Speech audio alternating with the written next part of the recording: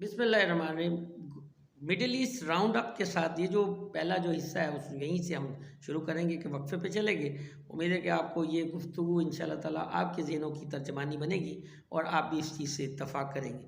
लेकिन ये मेरी ज़ाती राय है, इससे आप इत्तफ़ाक़ करें या ना करें, लेकिन देखें हर इंसान को अपनी राय कायम करने का हक़ हासिल है और मेरी भी एक कोशिश है और इस कोशिश को समझते हुए मैं अपना हिस्सा डाल रहा हूँ। वहीं से सिलसिला जोड़ेंगे जहाँ से ये मुनक़ता हुआ था। तो ये देखिए कि इसराइल जो है ये शुरू दिन से ही और रोज़ अज़ल से ही मक्कारी से, चालाकी से, सियासत से उसने ना सिर्फ फ़लस्तीनियों के इलाकों को पर आहिस्ता आहिस्ता बतदरीज कब्ज़ा किया है, बल्कि उन सब को अपने पाँव की नोक के नीचे रखा हुआ है और उनको आने जाने, बैठने उठने ना वो कहीं जा सकते हैं। और मैं कहता हूँ इतने बैरियर्स हैं, इतनी चेक पोस्ट हैं कि ज़िंदगी उन लोगों के लिए खुली जेल की तरह है। और अब ये जो कुछ हुआ है पूरी दुनिया चीख रही है। ये बात सच है कि इसराइली वज़ीर आज़म जो थे वो जो हैं उनका रात को जो स्टेटमेंट उन्होंने बनाई और उसकी जो क्लिप सारी मीडिया पर चला है, चाहे वो किसी भी किस्म का मीडिया हो, तो वहाँ पर चला है। उसमें वाज़ेह तौर पर बॉडी लैंग्वेज जो है वो उनका साथ नहीं दे रही थी।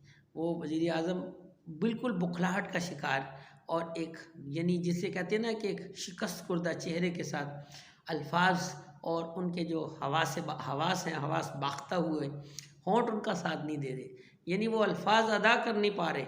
ये सब कुछ आप देखिए कि महज़्ज़ब कौमों में एक चीज़ रवायत होती है कि सच को सामने लाया जाए और सच्चाई का सामने करने की एक अखलाकी जुर्रत होनी चाहिए। आप ताकतवर हो या आप बहुत ज़्यादा आप एफिशिएंट हो तो फिर आपको प्रूव करना पड़ता है। कमज़ोर बच्चों पर, बूढ़ों पर, ख़वातीन पर आप चढ़ दौड़ो अपने असले और जदीद के साथ। 40 दिनों में मैं कहता हूँ कि फ़लस्तीनियों ने और हमास ने ना कुछ चने चबा के रखे हुए थे इसराइल को। इसराइल अपनी खिफ़त छुपाने के लिए लाख कोशिश कर ले, चाहे उसके साथ वेस्टर्न मीडिया साथ देता रहे, लेकिन वो चेहरे के तासुरात और चेहरे के असरात बिल्कुल नहीं छुपा सकते कि इंसान हकीकत क्या है और हक़ाइक़ क्या है। और ये चीज़ देखें कि हवा निकली हुई है और बहुत कुछ हो चुका है, बड़ी तबाही हुई है, छुपाया जा रहा है।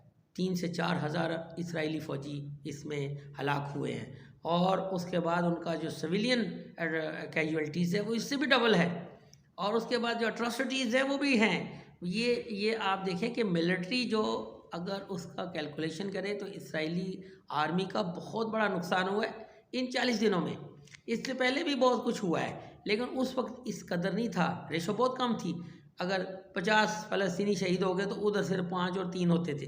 तो इस दफ़ा तो बिल्कुल ही सूरत हाल जो वो यकसर तब्दील है और फ़लस्तीन एक बहादुर कौम है और वो अपने हक़ के लिए लड़ रहे हैं। एक और इसका हल भी पूरी दुनिया अब इस चीज़ हुई। लेकिन एक चीज़ है कि इस सारे वाक़े के बाद पूरा मगरिब जो है एक इंटरनेशनल इशू बन गया और पूरा मगरिब इस सिलसिले में अब ये उनकी जो राय अम्मा है वो बदल गई है कि फ़लस्तीनी फ्री फ़लस्तीन नो। तो ये जो चीज़ अब इस चीज़ को रियलाइज़ करना दुनिया ने शुरू कर दिया है और बाज़ ममालिक ने तो करारदादें मंजूर कर दी हैं और उनको एज ए एम्बेसडर उनको एक अलहदा रियासत के तौर पर तस्लीम कर ली है। तो ये चीज़ें अब है कि इसराइल टोटली आइसोलेट हो गया है, पूरी दुनिया से आइसोलेट हो गया है। पूरी दुनिया कह रही कि इससे तजारत बंद कर दी जाए, इसे असले की तरसील जो है और असले की ख़रीदो फ़रोख्त बंद की जाए, इससे हर किस्म का बाइकॉट किया जाए। तो किसी हद तक ये कामयाबी भी है उन अमन पसंद लोगों के लिए जो अमन के दाई हैं। बेशक मगरब के हुक्मरान जो है, हुक्मरानी तबका जो है वो इसराइल के साथ हो, लेकिन अहले मगरब के तमाम ममालिक की अवाम जो है बाशऊर हैं, पीस लवर हैं और वो समझते हैं कि वहशत और बारबरियत का बाज़ार फ़लस्तीनियों ने ही इसराइलियों ने गर्म कर रखा है और उन्होंने वो तमाम हदें अबूर कर दी जिसकी माजी में कहीं कोई मिसाल नहीं मिलती और इस कदर तारीख़ कभी माफ़ नहीं करेगी। उन बच्चों ने उन बच्चों के ख़ानदान उजड़ गए जिनके माँ बाप उनके साथ नहीं रहे। कईयों के बच्चे जो हैं वो उनसे मिस हो गए, उनके शहीद हो गए। लेकिन ये सब कुछ ईमान की वो गैर मुतज़लसल मैं कहता हूँ कि इंतहाई ईमान पुख्ता है, ये पुख्तगी है। इतना मजबूत इरादे और मजबूत असाब के लोग इधर बमबारी होती है और उधर साथ ही वो जिसे कहते हैं कि वो फौरी तौर पे इमदादी काम शुरू कर देते हैं। और ये सब कुछ देखने का मैं कहता हूँ देखने का जज्बा अगर है, उनको सलाम है, उनको सल्यूट है। किसी की इमदाद कबूल नहीं की, किसी की उन्होंने इंटरफेरेंस कबूल नहीं की। उन्होंने कहा खुद से बस हमारे ये मामलात हैं पूरी दुनिया जो है वो यही कहते रहे, पूरी दुनिया से अपील की है कि आप हमें खुराक और ये वो चाहिए, हमें किसी की कोई चीज़ अस्करी मदद नहीं चाहिए। लेकिन ये आप देख लें कि जिस कदर से पहले वो कहते रहे कि हमास अल शफा हॉस्पिटल के नीचे हमास का हेडक्वार्टर है, सुरंगें बनी, बाद में खुद ही इसराइल के सदर ने इस चीज़ का इतराफ़ कर लिया कि ये तो हमने बनवाई। तो ये सब कुछ ऐसी बॉन्डी और ऐसी बातें हो रही हैं जिनकी मिसाल नहीं मिल रही। तो नाज़रीन किराम, ये मिडल ईस्ट जो है इसकी सूरत हाल बदलेगी और सबको दुआ गो भी हैं कि ये जो सीज़ फायर हुआ है ये इसराइल के लिए टाइम गेनिंग ना हो और इसराइल इससे कुछ ऑब्जेक्टिव्स ना हासिल करना चाहता हो और उसने कुछ थोड़ा सा इस टेम्पो को स्लो करने के लिए किया हो ताकि वो अपनी पोजीशंस को और मुस्तहकम बना सके। ये ना कभी हो, खुदा ना करे कि ऐसी बात हो। और मेरे ख्याल से उन तमाम मेडिएशन कराने वालों को, जिन लोगों ने इसको नेगोशिएशन करवाई है, उनके ऊपर इनको ख़ास तौर पर ध्यान रखना चाहिए कि ये दुआ जो है ना वो ये सीज़ फायर जो है ये प्रोलॉन्ग हो और वाइब्रेंट हो और मुस्तहकम हो और ये जो कहते हैं कि लंबे अरसे के लिए हो ताकि फ़लस्तीन जो है वो सुख का सांस जो है वो ले सके और उनके लिए वो जो वहाँ पर ज़ख्मी हैं हज़ारों की तादाद में और जो बेघर हो गए हैं, जिनको शेल्टरलेस हो गए हैं, डिस्प्लेस हो गए हैं, इन सब की फौरी मदद की जा सके।